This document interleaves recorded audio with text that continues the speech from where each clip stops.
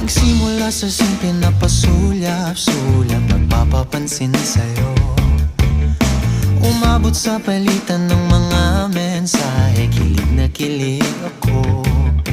Kumusta, kain na, hello, magandang umaga.